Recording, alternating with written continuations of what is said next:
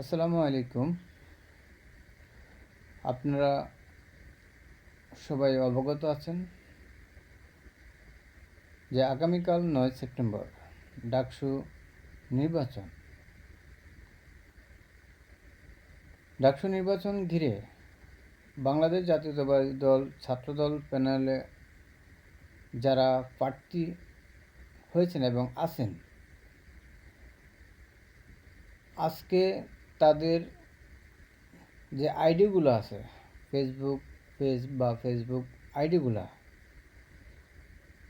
তারা তাদের সকল কর্মকাণ্ড এই আইডির মধ্যে থেকে পরিচালনা করে এবং তারা করে থাকেন। তাদের আইডিগুলোর উপরে ছাত্রদল প্যানেল প্রার্থীদের আইডিগুলোর উপরে যে সাইবার হামলা চালাচ্ছে, যে অপশক্তিরা স্বাধীনতা বিরোধী, গণতন্ত্র বিরোধী, নির্বাচন বিরোধী, তারা যেভাবে সাইবার হামলা চালাচ্ছে ছাত্রদল মনোনীত প্যানেলের প্রার্থীদের উপরে, তাদের আইডির উপরে, তাদের আইডিগুলো হ্যাক করছে এবং কি তাদের আইডিগুলো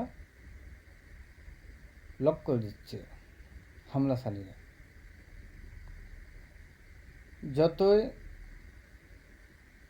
যত কিছু করুক, কোনো অপশক্তির দ্বারা ইনশাল্লাহ আগামীকাল ছাত্রদলের বিজয় ঠেকাতে কেউ পারবে না ইনশাল্লাহ।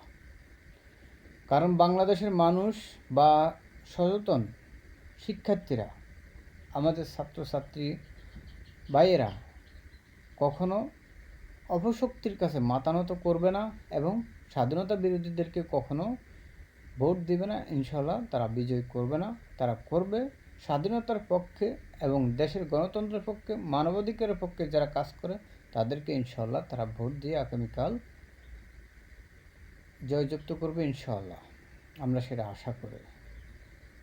যেই হোক প্রার্থী, কিন্তু স্বাধীনতা বিরোধীদেরকে আমাদের ছাত্রছাত্রী ভাইয়েরা কখনো ভোট দিবে না, শিক্ষার্থীরা দিবে না, আমরা সেটা আশা করি। কারণ এই অপশক্তিরা ডাকসু নির্বাচনটা বন্ধ করার জন্য তারা বারবার করে যে অপচেষ্টা চালাচ্ছে, স্বাধীনতা বিরোধীরা, গণতন্ত্র বিরোধীরা, রাষ্ট্র বিরোধীরা, তারা বারবার করে এই নির্বাচন বন্ধ করার জন্য অপচেষ্টা চালাচ্ছে, কিন্তু সফল হচ্ছে না তারা। তাই নির্বাচন বন্ধ না করতে পারে আজকে যে আবিদুল, আমির, মাহিদ, তাদের যে আইডিগুলো হ্যাক করা হচ্ছে বা ব্লক করে দেওয়া হচ্ছে, আইডিগুলোকে যেভাবে সাইবার হামলা চালাচ্ছে, সেটা একমাত্র এই অপশক্তিরা, কালো শক্তিরাই, কিন্তু স্বাধীনতা বিরোধীরা তাদের দ্বারাই সম্ভব, আর কারো দ্বারা না।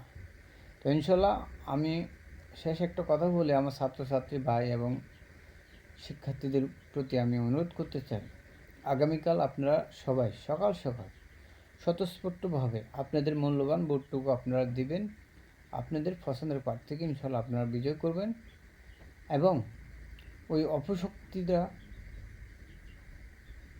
যে কোনো সময় ভোট চলাকালে বা ভোটের শেষ হওয়ার আগ মুহূর্তে তারা হামলা বা গ্যাঞ্জাম করতে পারে বা তারা অপকর্ম চালাতে পারে। সেই জন্য আপনারা কিন্তু সতর্ক থাকবেন এবং সোচ্চার থাকবেন। কোনো অপশক্তি যাতে ওইখানে মাথা ছাড়া না দিয়ে উঠতে পারে বা নির্বাচন বানচাল না করতে পারে, আপনারা সবাই সতর্ক থাকবেন ইনশাআল্লাহ। সবাইকে ধন্যবাদ।